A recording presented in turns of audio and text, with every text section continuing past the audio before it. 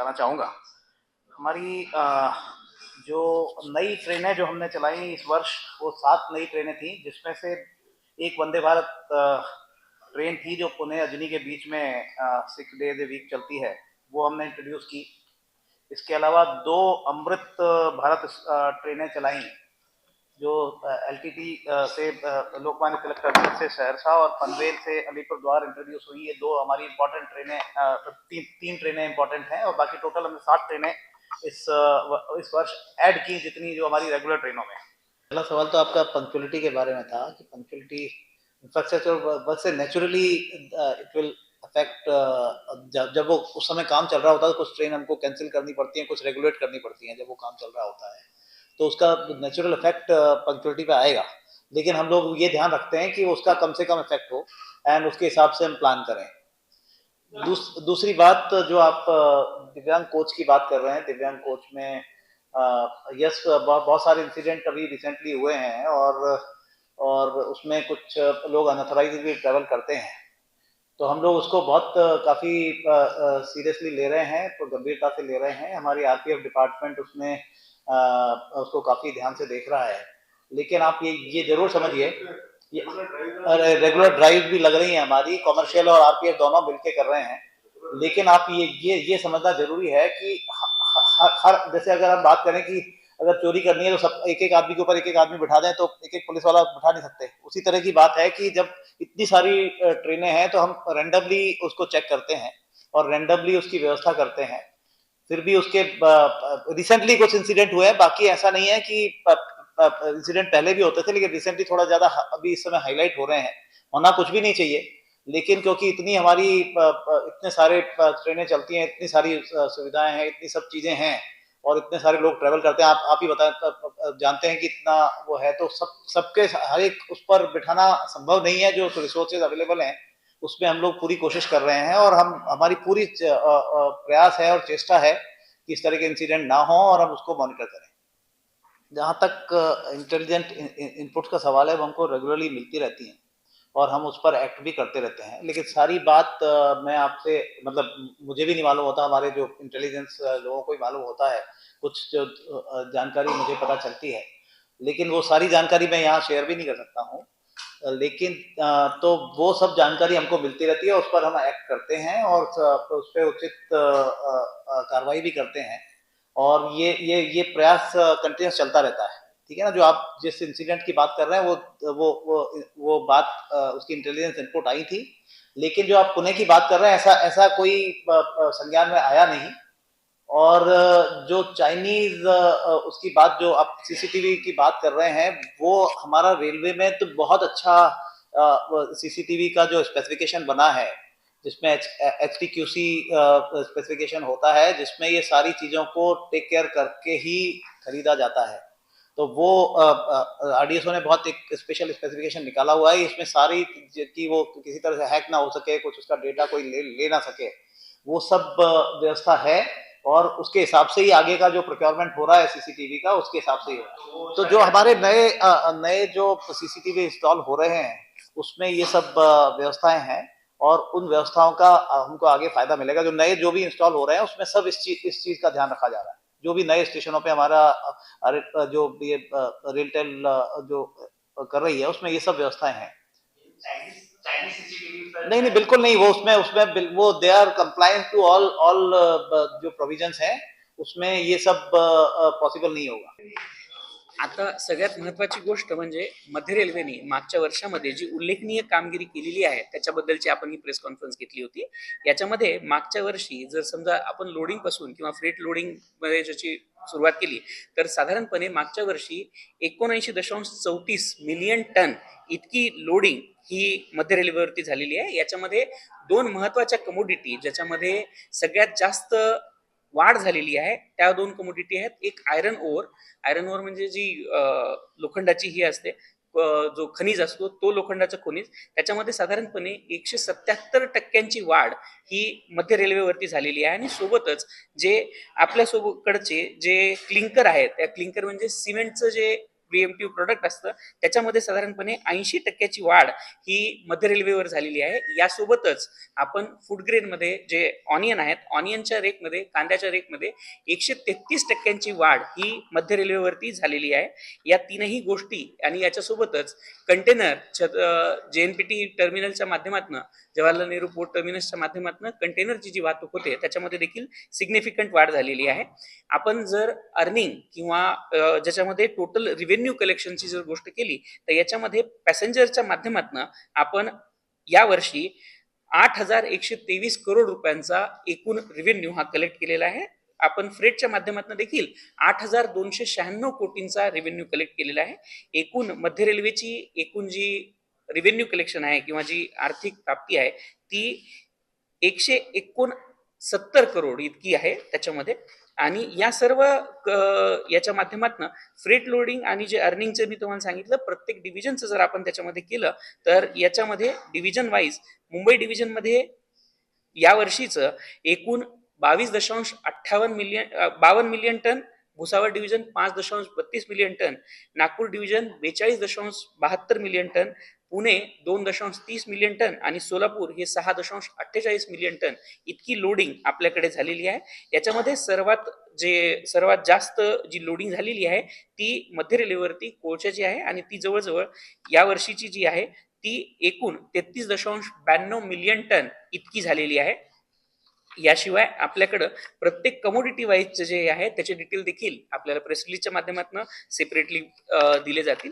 याशिवाय ज्या महत्वाच्या गोष्टी आहेत, मध्य रेल्वेने मागच्या वर्षामध्ये प्रवाशांच्या सोयीसाठी एकूण 7 नवीन ट्रेन चालू केल्या. या 7 नवीन ट्रेनपैकी 2 या अमृत भारत ट्रेन आहेत आणि 1 ही वंदे भारत ट्रेन आहे.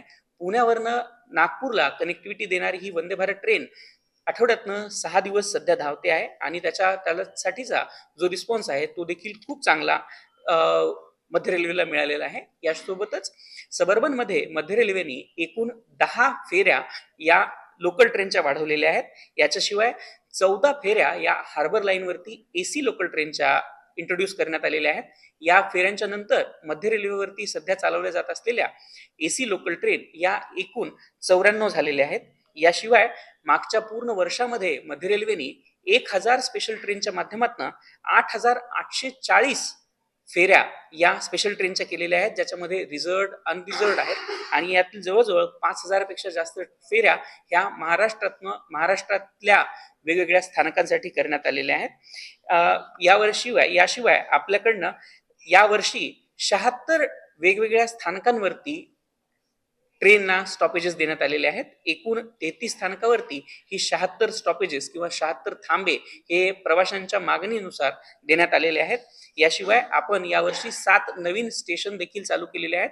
यामधील 2 स्टेशन हे मुंबई डिव्हिजनमध्ये तरघर आणि गव्हाण हे 2 आहेत. याशिवाय 5 स्टेशन हे अमळनेर टू बीड, अमळनेर पासून बीड पर्यंत जाणारा जो रस्ता आहे त्याच्यावरतीचे आहेत. आपण 77 जोडी गाड्यांची जी स्पीड आहे ती देखील 110 किलोमीटर प्रति तास पासून 130 किलोमीटर प्रति तास इतकी वाढवलेली आहे.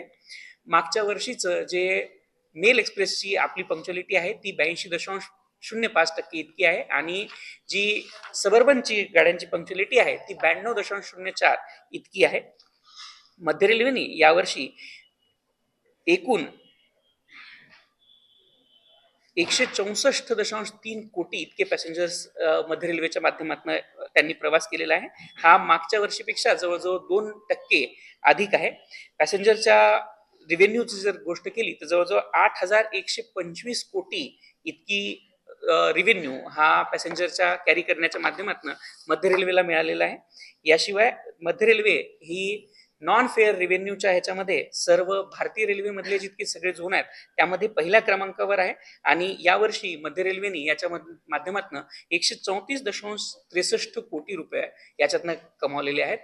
जर आपण आत्ताच्या प्रश्नामध्ये एक गोष्ट बोलल्या गेली की ज्याच्यामध्ये अर्निंग आणि रेव्हेन्यू याच्या गोष्टीमध्ये आहे, तर माननीय मंत्री महोदयांनी देखील सभागृहामध्ये याची ग्वाही दिलेली आहे की फक्त सबर्बन सेक्शनमध्ये, मुंबईच्या सबर्बन सेक्शनमध्ये मध्य आणि पश्चिम रेल्वेच्या माध्यमातून जवळजवळ 3,000 कोटी रुपयांची सबसिडी ही दिली जाते. एकूण 60,000 कोटी रुपयांची सबसिडी रेल्वेच्या मार्फत दिली जाते, ज्यातला 1/20 असा भाग 1/20 ज्याला आपण म्हणू शकतो, तो फक्त मुंबईच्या सबर्बन सेक्शनवरती प्रवाशांचे जे दर आहेत ते स्वस्त ठेवावेत याच्यासाठी दिले जातात.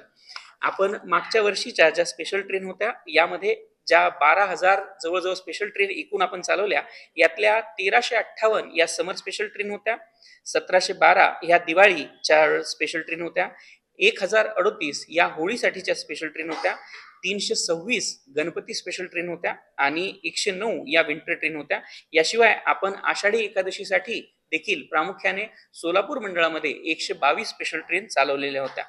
याच्यामध्ये ज्या नवीन ट्रेनचं इंट्रोडक्शन केलेलं आहे त्या मी आपल्याला 7 नवीन ट्रेन सांगितलेल्या आहेत, ज्यातले एक ही पुणे आणि नागपूर या 2 स्थानकाच्या दरम्यान चालणारी वंदे भारत आहे, जी आठवड्यातनं 6 दिवस प्रत्येक प्रवाशांना आणि एन रूट वरच्या सगळ्या प्रवाशांना देखील सोयी सुविधा प्रदान करते आहे. मागच्या वर्षी तिकीट चेकिंगच्या माध्यमातून जवळजवळ 251 कोटी रुपयांची जी अर्निंग आहे ती मध्य रेल्वेमध्ये करण्यात आलेली आहे. यामध्ये मध्य रेल्वेचे एकूण 24 TC आहेत, ज्यांनी 1 करोडपेक्षा जास्तचा फाईन हा प्रवाशांकडनं एकत्र केलेला आहे. याच्यामधल्या काही TC असे देखील आहेत ज्यांनी मागच्या सलग 2 ते 3 वर्षापासून प्रत्येक वर्षी 1 करोडपेक्षा जास्तचा फाईन हा प्रवाशांकडनं एकत्र केलेला आहे.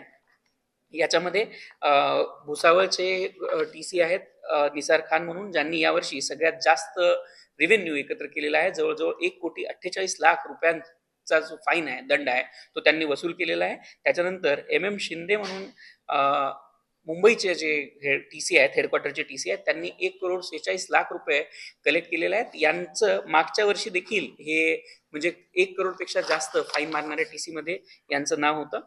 आपण जर मध्य रेल्वेने ज्या केलेल्या इम्प्रूव्हमेंट आहेत किंवा इन्फ्रास्ट्रक्चरची ग्रोथ आहे ती जर मोजली तर मध्य रेल्वेने मागच्या 5 वर्षामध्ये मिळून एकूण 1157 किलोमीटरचा नवीन ट्रॅक ले केलेला आहे. मागच्या वर्षी यापैकी 103.58 किलोमीटरचा ट्रॅक ले करण्यात आलेला आहे. यापैकी 71 किलोमीटर हा ट्रॅक डबलिंगचा आणि 31 किलोमीटर ही नवीन लाईन मध्य रेल्वेद्वारे चालू करण्यात आलेली आहे. मागच्या वर्षी 2 महत्वाचे प्रोजेक्ट, ज्याच्यामध्ये पुण्यावरनं मिरजचा डबलिंगचा काम आणि सोबतच जळगाववरून मनमाडचं 160 किलोमीटरचं 3ऱ्या लाईनचं कमिशनिंगचं काम हे पूर्ण करण्यात आलेलं आहे. मागच्या पूर्ण वर्षामध्ये मध्य रेल्वेद्वारे 36 नॉन इंटरलॉक ची कामं कंप्लीट करण्यात आलेली आहेत, ज्याच्यामध्ये 6 आशा स्टेशनांचा समावेश आहे, ज्याच्यामध्ये 100 पेक्षा जास्त रूट्स उपलब्ध होते आणि 2 मेजर यार्ड ज्यांचं अल्ट्रेशन करण्यात आलेलं आहे, त्याच्यामध्ये नांदगाव हे मनमाड जवळील धुळे जिल्ह्यातील स्टेशन आणि सोबतच दौंड याचं देखील स्टेशन, या दोन्ही स्टेशनाचं काम कंप्लीट करण्यात आलेलं आहे. एकूण आता यावर्षी देखील आपल्याकडे मध्य रेल्वेसाठी जवळजवळ 12 नवीन प्रोजेक्टचं सँक्शनिंग करण्यात आलेलं आहे, ज्याची एकूण किलोमीटर वाईज जी लांबी आहे ती 1480 किलोमीटरची लांबी आहे. आणि ही 12 नवीन प्रोजेक्ट याच्यामध्ये प्रामुख्याने राहुरीपासून शनी शिंगणापूर साठीचे 21 किलोमीटरची लाईन, वर्ध्यापासून बल्लारशापर्यंतची 113 किलोमीटरची लाईन, इटारसी पासून नागपूरला येणारी 296 किलोमीटरची लाईन आणि महत्वाची म्हणजे कसाऱ्यावरनं इगतपुरीसाठी आणि 4थी आणि 5वी लाईन आणि सोबतच इगतपुरीपासून मनमाडसाठी 3री आणि 4थी लाईन, या सर्व लाईनचा समावेश आहे. या साधारण ज्या लाईन आहेत कसारा इगतपुरीच्या, ह्या 132 किलोमीटरच्या 2 लाईन याच्यामध्ये इन्क्लुडेड आहेत. याशिवाय भुसावळ पासून बडनेरा आणि वर्धापर्यंत 313 किलोमीटरची 1 3rd आणि 4th लाईन या दोन्हीचा समावेश देखील याच्यामध्ये आहे. आणि बदलापूर पासून कर्जत पर्यंतची 32 किलोमीटरचा जो एक पॅच 4थ्या लाईनचा उरलेला होता